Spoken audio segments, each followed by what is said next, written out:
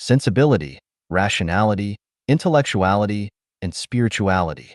Xiefeng, May 27, 2012. Translation edited by Qin Yu. Mr. Shrek the Monster has introduced us to the Mysteries of Life series, Extraterrestrial Civilization Contact Volume, which mentions that 37,000 years ago, there was a continent called Lemuria floating in the Indian Ocean. The civilization of that era was centered around sensibility. About 10,000 years ago, during the Atlantis period, human civilization was primarily centered around rationality, and in the following 10,000 years, human civilization centered around intellectuality. And what about the future? In the future, human civilization will evolve towards spirituality, which is also the symbolic mark of the Life-Genuine era. Now, I will explain the meanings and significance of sensibility, rationality, intellectuality, and spirituality. We should not look up definitions in dictionaries. Chinese culture is divinely created, and Chinese characters are divinely created. We should understand sensibility, rationality, intellectuality, and spirituality directly from the meanings of the words themselves. Firstly, the common point among sensibility, rationality, intellectuality, and spirituality is nature. Sensibility is to feel nature. Rationality is to understand and organize nature. Intellectuality is to know and comprehend nature. And spirituality is to approach nature flexibly and dynamically. Nature is the essence of the universe. Take care of the big things, and the little things will take care of themselves. When we feel, understand, organize, know, and approach nature flexibly, the mysteries of life, and the universe become clear. What is the universe? The universe is nature. The myriad things in the vast world are all nature, all manifestations of nature. Nothing can exist apart from nature. Mountain nature, water nature, fish nature, bird nature, beast nature, human nature, divine nature, demonic nature, flower nature, Buddha nature, etc.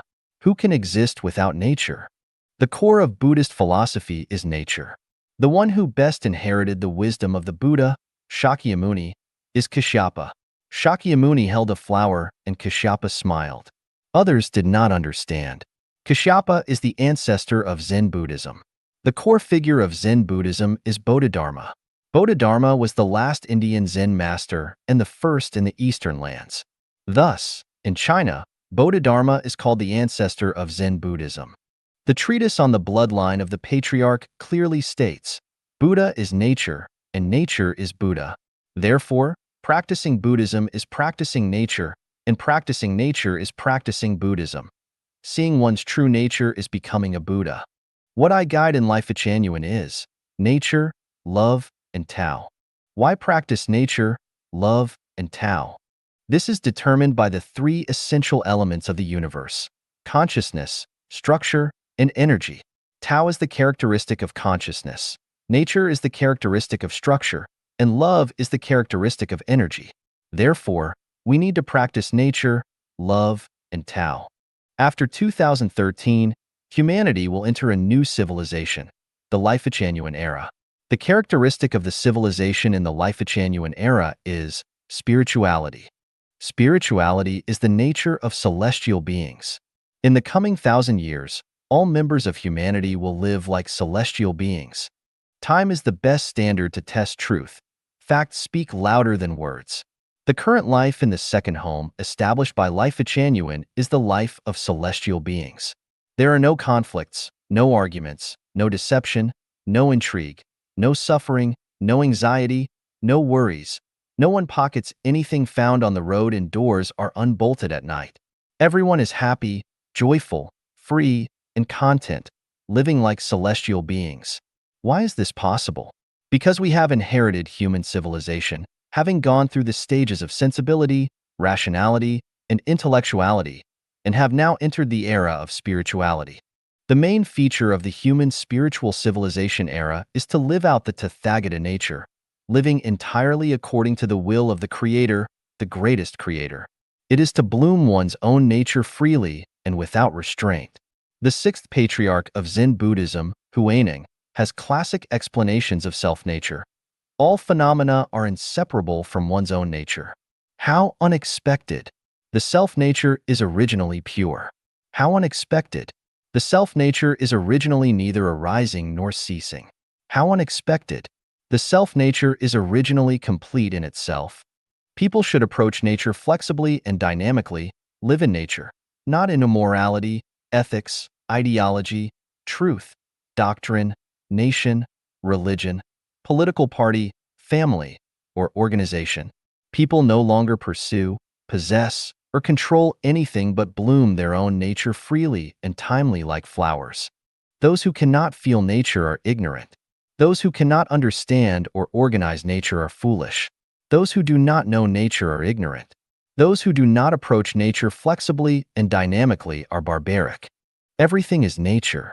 The entire universe is a dance of nature. Attempting to transcend nature is as foolish and ignorant as someone pulling their own hair to lift themselves off the ground. If practice and cultivation do not confront nature or do not practice nature, it is like scratching an itch through a thick glove. It is off-topic, upside down, and illusory.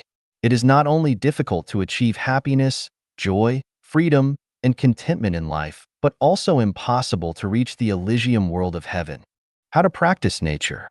It is subtle and profound, difficult to articulate.